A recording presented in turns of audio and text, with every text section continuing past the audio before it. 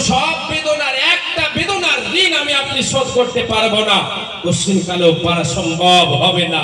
সেই মাকে যদি আমি আপনি পথের ভিখারি বানাই, তাহলে আল্লাহ তাআলা আমার আপনার মনে শান্তি দেবে? আমার আপনার রুজিতে বৃদ্ধি, আমার আপনার রুজিকে বর্ধিত করবেন? কখনো নয়। আমার আপনার বাহ্যিক দৃষ্টিতে মনে হবে যে বর্ধিত হচ্ছে, কিন্তু অভ্যন্তরীণ দৃষ্টিতে যদি আমি আপনি দেখে এটা সব শূন্য, এসব হাওয়ায়ে লাড্ডু হ্যায়, এসব হাওয়ায়ে লাড্ডু হ্যায়, কুছ কাম মে नहीं आएगा। জি আল্লাহর গোলাম হযরত ওমর রাদিয়াল্লাহু তাআলা আনহু হজের মৌসুমে হজ করতে গিয়েছেন।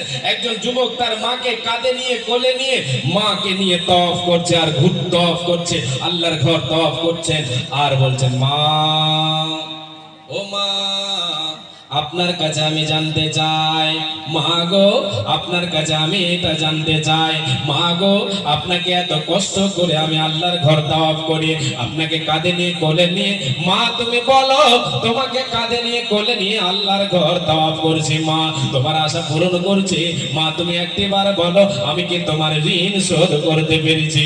আমি কি তোমার ঋণ শোধ করতে পেরেছি? হযরত উমর রাদিয়াল্লাহু তাআলা আনহু তিনিও চক্কর দিচ্ছেন, তিনিও তওয়াফ করেছেন। এই ভাষাটাই ধ্বনিটা যখন উমর রাদিয়াল্লাহু তাআলা আনহুর কানে গিয়ে পৌঁছালো, হযরত উমর বলে, হযরত উমর সেই কথাটাকে মার করলেন। দেখতে পেলেন একজন যুবক তার বৃদ্ধা মাকে নিয়ে সে তওয়াফ করছে, বৃদ্ধা মাকে কাঁধে নিয়ে কোলে নিয়ে তওয়াফ করছেন, আর বলছেন, হযরত উমর যুবককে ডেকে বলেন, যুবক রে আয় আয় আয়, এখানে আয়, এখানে শোন, এখানে আয়। যুবক এসে হযরত উমরের সামনে দাঁড়ালেন। হযরত উমর বলেন, যুবক রে তুমি কি যেন একটা কথা বললে, মায়ের কাছে তুমি জানতে চাইলে, মা আমি কি তোমার ঋণ শোধ করতে পেরেছি? যুবক রে আমি উমর আল্লাহর কসম করে বলছি, আল্লাহর কসম করে বলছি, ওই যুবক তুমি শোনো, তোমার মা যে তোমাকে জন্ম দিতে গিয়ে বারবার বারবার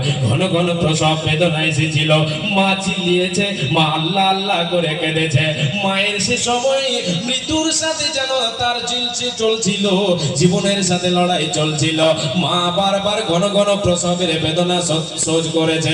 যুবক রে তুমি মাকে বলছো, মা গো তোমার কি ঋণ শোধ করতে পেরেছি? আমি উমর তোমাকে বলে দিচ্ছি, তুমি শোনো, তোমার মা তোমাকে জন্ম দিতে গিয়েছে, একটা প্রসব বেদনার ব্যথা সহ্য করেছে, এই বেদনা একটা প্রসব বেদনা এখন পর্যন্ত তুমি শোধ করতে পারোনি, পারোনি, পারোনি, আর কোশ্চিন কালেও তুমি পারবে না, পারবে না, পারবে না।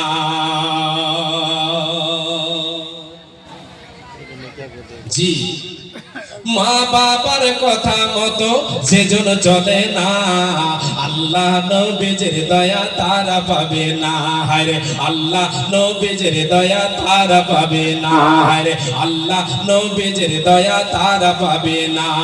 মা বাবাকে কষ্ট দিলে নমাজ রোজা যাইবে বলে, মা বাবাকে দুঃখ দিলে নমাজ রোজা যাইবে বলে, তাদের কোলে যাই আঘাত দিলে খোদা সহে না, আল্লাহ নবীজির দয়া তারা পাবে না, হায়রে আল্লাহ নবীজির দয়া তারা পাবে না।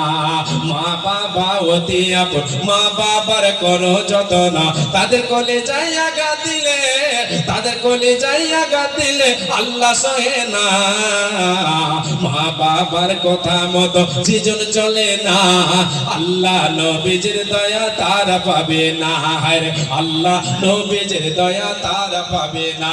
এই যুবক এবার আপনাকে আমি বলে, মা বাবার মুখে হাত তুলে দিলে রুজিতে বৃদ্ধি, রুজি বৃদ্ধি হবে, রুজি বাড়বে, ধন সম্পদ